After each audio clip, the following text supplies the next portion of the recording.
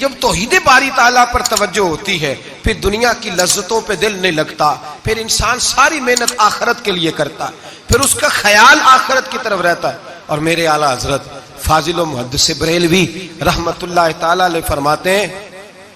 جب تیری توجہ توحید باری تعالیٰ کی طرف ہوتی ہے نا،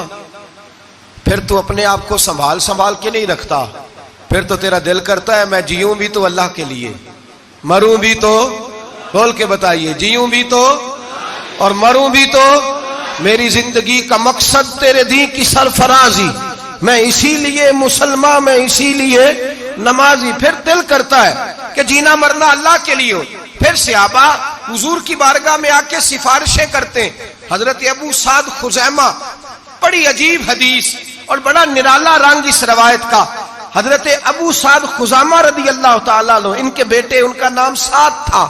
بیٹے بدر میں شہید ہو گئے۔ حضور نے احد کے لیے اعلان کیا تو حضرت خزیمہ آئے نبی پاک کی بارگاہ میں اور آ کے کھڑے ہوئے تو عرض کرنے لگے محبوبہ میں دعا کرانے آیا ہوں۔ صحابہ کہتے ہیں لبو لہجے میں اتنا حسن تھا، گفتگو میں اتنی مٹھاس تھی، اس کی بولی کے اندر اتنا پیار تھا کہ ہمارے دل مائل ہو گئے کہ یہ کیا کہنے آئے۔ حضرت خزیمہ عرض کرنے لگے یا رسول اللہ صلی اللہ علیہ وسلم، میرا صاحبزادہ، میرے بیٹے محمد سعد وہ بدر میں شہید ہو گئے تھے، یا رسول اللہ میں شہادت سے رہ گیا تھا۔ حضور ہم دونوں باپ بیٹے کا ارادہ تھا جہاد میں آنے کا، ہم دونوں کا پروگرام تھا، وہ کہتا تھا میں جاؤں گا، میں کہتا تھا میں جاؤں گا۔ پھر ہم نے قرآن اندازی کی تو قرہ میرے بیٹے کے نام نکلا، بیٹا میرا آیا بدر میں، پھر اللہ تبارک و تعالیٰ نے اسے شہادت عطا فرمائی، وہ شہید ہو گیا۔ یا رسول اللہ صلی اللہ علیہ وسلم آپ نے کل اعلان فرمایا ہے کہ احد کے لیے جانا ہے، اور رات ہی کو میرا بیٹا مجھے خواب میں ملا ہے اور میں نے دیکھا ہے وہ تو جنت کی نہروں کے قریب سیرے کر رہا ہے، اور مجھے کہہ رہے ابا جی جلدی آ جائیں، یہاں مل کے رہیں گے، مل کے وقت گزاریں گے۔ یا رسول اللہ صلی اللہ علیہ وسلم میں بے چین ہو گیا ہوں اس کے پاس جانے کے لیے،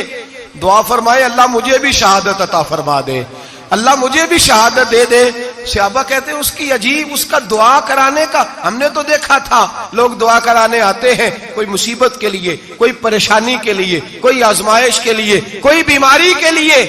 یہ مصطفیٰ کریم کے صحابہ کا بارگاہ خداوندی پر اعتماد، توحید باری تعالیٰ پر نظر،